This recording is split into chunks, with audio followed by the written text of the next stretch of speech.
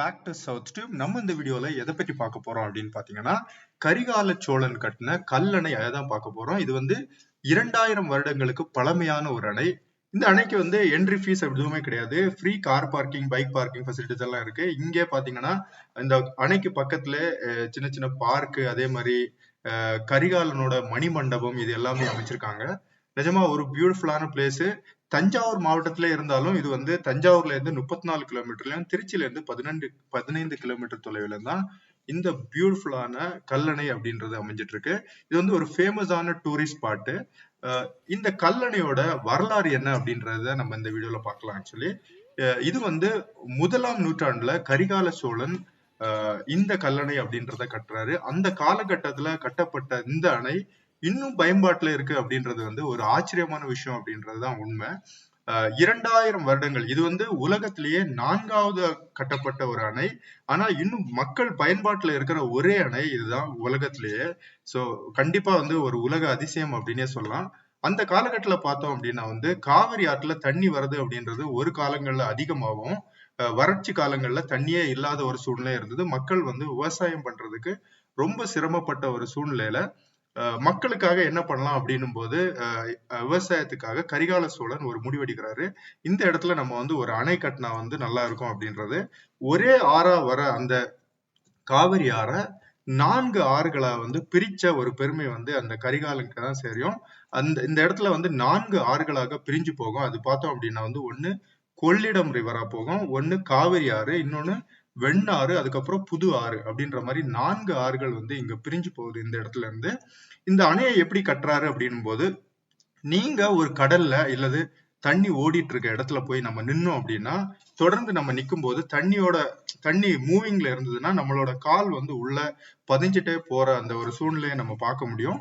So அதே ஒரு கான்செப்டை வச்சுதான் இந்த கல்லணை அப்படின்றதும் கட்டியிருக்காங்க. ஏன்னா நம்ம வறட்சி காலங்கள் மட்டுமே இந்த அணையை கட்டி முடிக்க முடியாது. ஏன்னா ஒரு பிரம்மாண்டமான பெரிய அணை இது.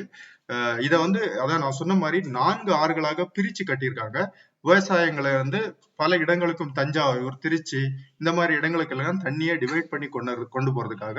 சோ அந்த காலகட்டத்துல கல்களை போடும்போது தண்ணி மூவிங்ல இருக்கும்போது அந்த கல்கள் பதிஞ்சு மண்ணுக்குள்ள போறது, அதுக்கு மேல திரும்ப கல்கள் போட்டு அந்த காலகட்டத்திலே அதுக்கு ஒரு பசை, என்ன மாதிரி பசை அப்படின்னு தெரியல, அதை வச்சு 2 கல்களை இணைச்சிருக்காங்க. சோ அந்த பசை 2000 வருடங்கள் இன்னும் அப்படியே ஸ்ட்ராங்கா இருக்கு.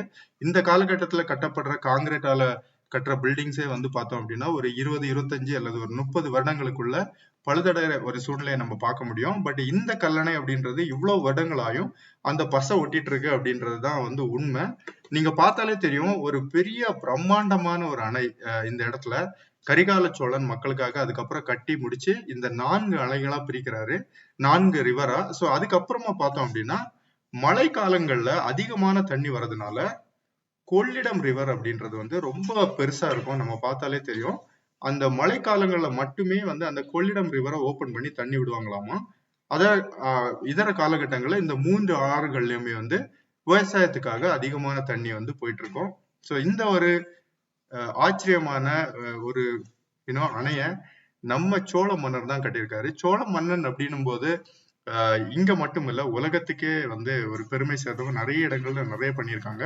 இது 1804ல பிரிட்டிஷ் ஆட்சி காலத்துல அங்க ஒரு ஒரு கேப்டன் நியமிக்கிறாங்க இந்த அணையை ஆராய்ச்சி பண்றதுக்காக. அவரோட பேரு கால்ட்வெல். அவர் அந்த அணையை 19th செஞ்சுரியில ஆராய்ச்சி பண்ணும்போது அவருக்கே ஒரு ஆச்சரியமா இருந்திருக்கு இதை பார்க்கும்போது. அந்த டைம்ல அவர் இதுக்கு ஒரு பேரே கொடுக்குறாரு, கிராண்ட் அணைக்கட்டு அப்படின்னு சொல்லிட்டு. சோ அந்த அளவுக்கு ஒரு ஆச்சரியமான விஷயம்.